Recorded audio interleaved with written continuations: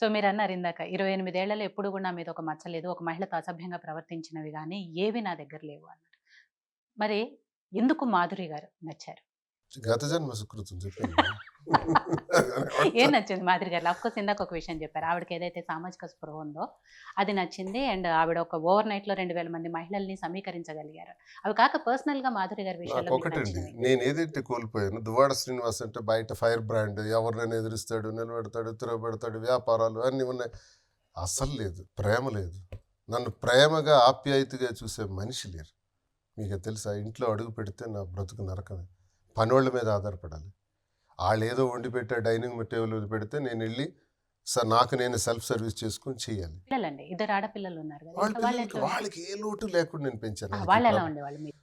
ప్రేమగానే ఉండేవారు. కానీ వాళ్ళకి నా మీద విషం పెట్టిందండి. చిన్నప్పటి నుంచి కూడా మీ నాన్న ఇలాంటోడు, మీ నాన్న ఒక లుంగీ షర్ట్ గాడు, మీ నాన్నకి ఏముంది, మీ నాన్న నా వల్లే ఓ స్థాయికి వచ్చాడు. అవునండి, నిజంగా భర్త పోను అలాగే అనుకోండి. భర్త అనేవాడు లుంగీ షర్ట్ అలా చెప్పొచ్చా? పిల్లలకి ఎవరు చెప్తారు? మీ నాన్న, మీ తాత, మీ నాయనమ్మ, మీ అమ్మమ్మ అని పరిచయం చేసే మొట్టమొదటి ఎవరెవరు?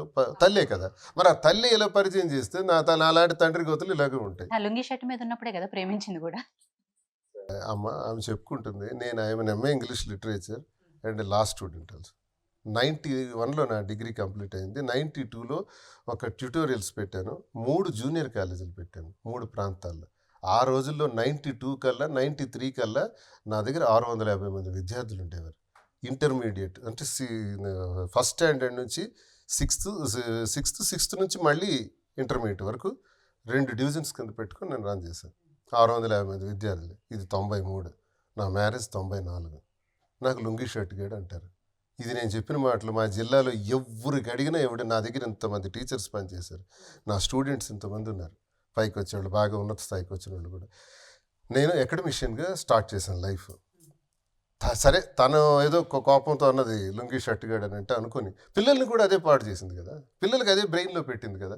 పిల్లలు ఏంటంటే అమ్మ ఎంత ఎక్కువ నాన్న అంతే, అమ్మైనా నాన్నైనా మాకొకటే అనే తత్వం నేను పొందలేకపోయాను నేను వాళ్ళ దగ్గర. ఎందుకంటే నేను ఎప్పుడు ఫీల్డ్లో ఉంటాను, ఏరియా మీద ఉంటాను. నా మీద విషం పున్నం నాయలో చిరంజీవి గారికి ముందు విషం డ్రాప్ పెడితే ఆయన పెద్ద అయినప్పటికీ నాగుపాము పొరల్లో వచ్చేస్తాయి, నాగుపాములు తయారవుతాడు, విషపూరితమైన నీళ్ళు అలా తయారు చేసింది నా మీద.